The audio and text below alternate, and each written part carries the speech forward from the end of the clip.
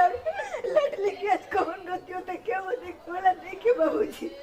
घरे एगो काम ना करत रही लेकिन आज को हे भगवान ये कैसे हो सकत बटुए हमरा से पीछे आई लेकर लड़का होके के रह गई लेकिन भगवान आज तक हमार लड़का होना देलक कि नहीं कि हो सकत हमरा रहते एक लड़का अभी नहीं हो सकत जरूर दाल भी कुछ काला बटुए इतना जल्दी कैसे लड़का हो सकत है नहीं हरे के लागत है दिनों के लेके आई बिया ऐसे नहीं हो सकत बटे ना तो ओकर लड़के कैसे होके के रह सकत है ये सब हमारे के नहीं के देखल जात जब जब देखो तनी ओकरा के तब तक हमार दिमाग इतना खौलत है न का कहे के मन तो करत है न कि पेटाई में मार दिनु कि पेटा में लड़का पेटाई में मर जाओ कि ना लेकिन का करी हम तो एकदम मजबूर बनी इतना न है कि कुछ नहीं कि कर पावत और नहीं देख पावत ना ओकर लड़का हो ई तो घर में सब कोई मान जान ओकरे के करे लगी है और सब लोग ओकरे के मानी जानी ओकरा लड़का के हमरा के तो कोई भाई लुए ना दी हमरा के हमार का भाई लु बटुए नहीं के हो सकत अभी से अगर हम ना कुछ करम ना तो बाद में जाके हमरा बहुत पछतावे के पड़ी और ऊ ऐसे अब माई नहीं कह सकत हमरा रहते हुए ओकर लड़का कैसे हो जाता टेन हम देखते बानी तब भगवान अतना हम खुश नसीब बननु कि हम का कही कि हई घर में होते होते हमरा के खुशखबरी मिल गई मम्मी कहे मतलब बबुआ हो तो मम्मी कही मम्मी मम्मी कितना अच्छा लगी नु अब बताओ रहतन तो और अच्छा लगे आए बबुआ होके के वाला बाटे और ऊ रहतन रंग बिरंग के हर चीज खाए के जौन चीज मन रही हर चीज ला के देता इहो एगो पल अजीब ही होला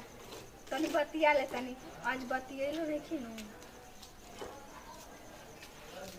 हेलो हेलो हाँ गोड़ लगा तनी खुश रहा का हाल बा सब तो ठीक है बटे जी कहनी है कि आवे के नहीं के आवे के तो बा हो अब देखो 10-15 दिन में छुट्टी मिलत है टाइम बताई कतने अतना भगवान खुशी देले बाबन लेकिन रहो नहीं की तो पूरा अधूरे लगा अच्छा ज्यादा हम बानी भिरिए बानी टेंशन मतलब खाना वाना टाइम पे खाता रहनु हाँ जी टाइम पर तो हम खाते बने हाउ जन टॉनिकवा के दो बोतलवा ओराइल के वैसे ही बा वो तो खत्म हो गई रोज खानी ओकरा के हॉर्लिक्सवा के दी बाबा हॉर्लिक्सवा खत्म हो गए रहे तो भैया से मंगवा लेनी है हम मंगा ले बड़ू नु हाँ कोनो चीज के जरूरत हो नु तो मंगा ली हो खाए पिए में कोताही ना और दिक्कत तो नहीं तो लड़का अगर कमजोर भइल तो समझ जा कि शिकायत के बात हो जाए काहे के लड़का कमजोर होई जी जैसा रवा बनी वैसने नु हम हई हमर लड़का होई लड़का चाहे लड़की कुछ होई ना तो हाथना पैसा तो गोल मटोल बटले बनी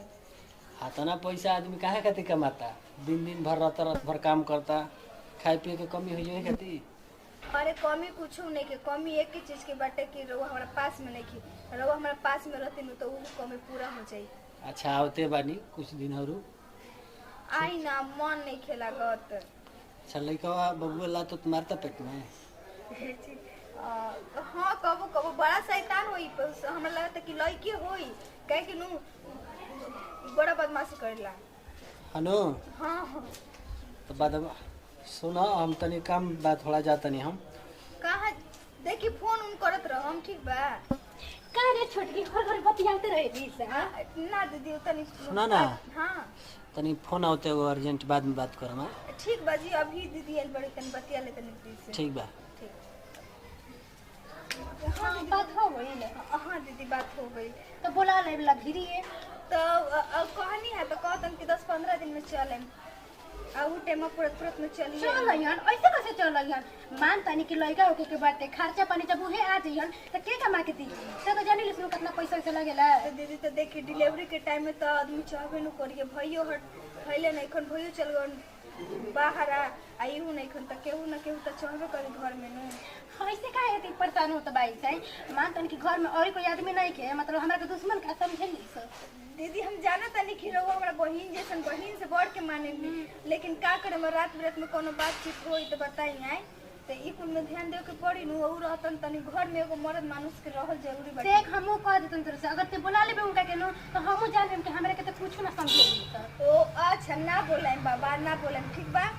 और हाथ खिसियाई के नहीं की दीदी अब देखिए कितना खुश नसीब बने की रवा जैसे गोतनी के रूप में हमरा के बहिन मिल गई इतना मानजन तो केहू ना करत होई हाँ हाँ ठीक बाटे सब देख तनी काम हम पे ध्यान दे बुझा ये है ना तो लइका नु चलत रहबे नु काम करत रहबे तबे ठीक रहे बुझाई ना तो दिनो रात सुता रहबे नु तो लइका के कुछ हो जाए ऐसे मत ना कुछ ना होई मतलब ना तो हम काम कर देता नहीं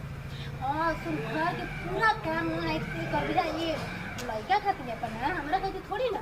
तो काम कइला से सब देह शरीर ठीक रहेला। अरे कोहे के भाई में लड़का ठीक रही तेहू ठीक रहबे तो ठीक बा दीदी लेकिन जाना तनी लेकिन डॉक्टरा कहले बेड रेस्ट देले बटे कहले सकी बच्चा डॉक्टर का जाने अपन आजकल के डॉक्टर होत बा तनी मुनी लिख पढ़ला से डॉक्टर बन जाला का कोई है कहले बा कि रेस्ट करके बटे बच्चा कमजोर बटे जाना तनी हमरो चले में बड़ा दिक्कत होता। देख ऐसा कोनो बात नहीं ठीक बाटे ना है जितने ते चलबे ओलबे उतने लड़का निमन रही सुरक्षित रही है। आजकल के डॉक्टर के बात ना मानो जाला मतलब हम तरह के झूठ सिखाई में ना ये दीदी सही कहत नहीं डॉक्टर आजकल के तो खाली 2 कलम पढ़ का लेता सो कि नतिया लगाता कि अपने प्रिंसिपल हो जाता हो। ठीक बा दीदी हम जाते नहीं कपड़ा धो देवे। हां तू जितने कपड़ा पहने नो है सब धो के है झाड़ू लगा दिए ठीक बनो। ठीक बा दीदी खाना पानी सब बनाए पे ध्यान रखी जो ठीक बा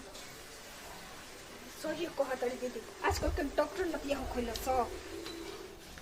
बतावा वो लड़का का होखे के बटन उतराई चलत बिया है बुझात कि ओकरा लड़का जैसे हमार लड़के ना होखी भगवान नु है तू किसिम से ताकेलन बतावा अतकड़े हमार काहे न दिहलन जब देखत नहीं न तो तकर भीतर से इतना भूख होखल रहता न का कहे के एगो अपना मरद से बतिया है बोलावत रहलतिया है ऐसे आवे दे मुका के का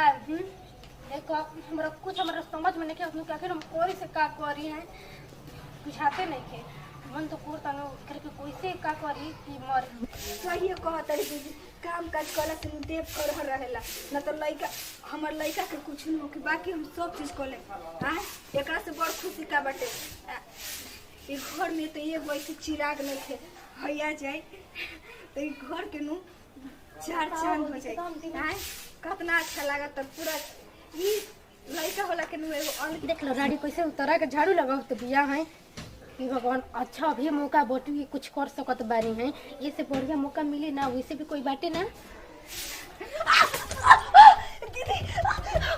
अरे छोड़ के तोरा का हो गया अरे छोड़ के हमने देख लिया तो ये बारी से दीदी बहुत पेट में खाता दीदी बहुत अरे जाए तू खा तो बड़े तो दीदी बहुत पेट खाता दीदी अरे छोड़ के जाए देना हम तोरा के देखा नहीं है का है उसे तू ऐसे करता है दीदी लगता अब ना जी दीदी देखी दीदी तो के लागत है कि तू ना जियो बे है कुछ कर दीदी कुछ कर दीदी हां तो देखा नहीं है देखो तो नहीं रखे अब ये भगवान दीदी कैसे मैं डॉक्टर को बुला अपना नाटक ना करनी है इंजन तरीके से नाटक करत बाई है डॉक्टर को बुलाई दीदी डॉक्टर आई पैसा ना ली है ते नाटक खातिर हम डॉक्टर को बुला दी दीदी हमरा के कुछ हो जा कौन दिक्कत हमर बच्चे को मत कुछ हो के दीदी कौन पड़ता दीदी देख हमरा पे समझा देते नाटक बात हो जाए नाटक नहीं करता दीदी दीदी हाथ जोड़ता दीदी कैसे कर के बच्चे अच्छा अच्छा ठीक है तेरे को दवा लेके आओ तो बनी हां ठीक है आप जाओ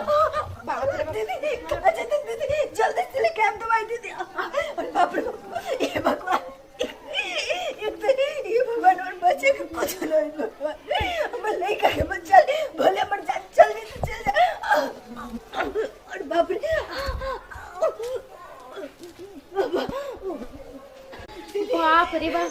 अभी कने हमरा जान में जान आई है अब तो देखे भी नहीं बाकी मरो दीदी और बच्चे अरे हां हम आवत बानी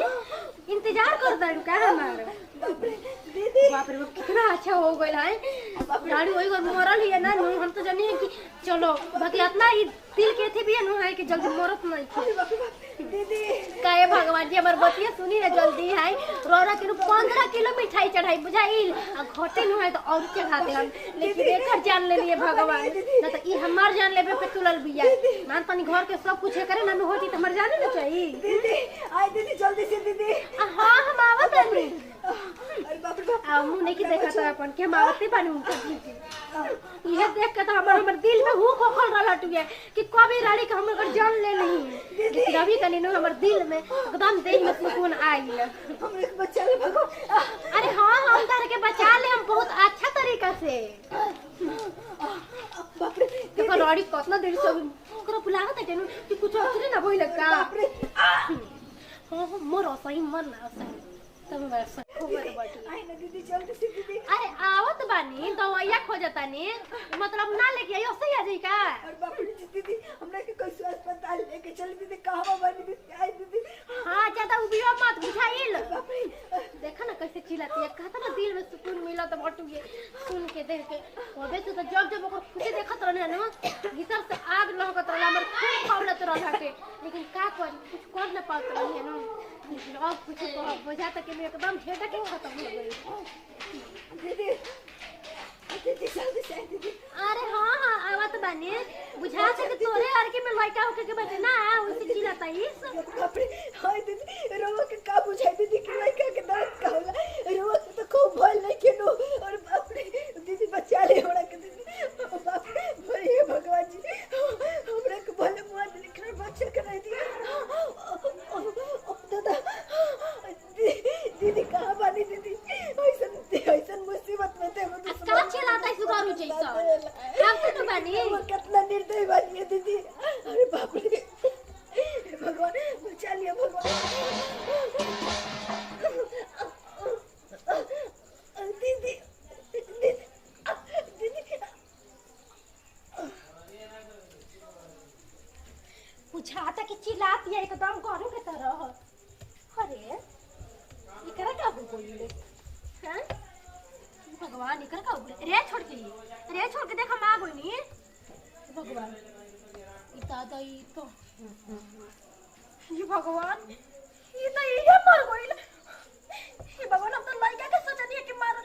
हम एकरा ही ना चाहत रहनी है होक का करी भगवान ई कितना बड़ा बड़ा से गलती हो गई हम मानते नहीं मेरा लइका से जलन वाला टगे हम लइका के मारल चाहत रहनी लेकिन इकरा के ना वो हम का करी हमके कुछ बुझाता नहीं के अगर कोई जानबो करी त हमार त खड़ नहीं के अगर गलती से देवर जी के पता चल लेनु वो लोग तो हमर जान ही लेली ना ना अब का करिए दादा ए छोड़ के हे भगवान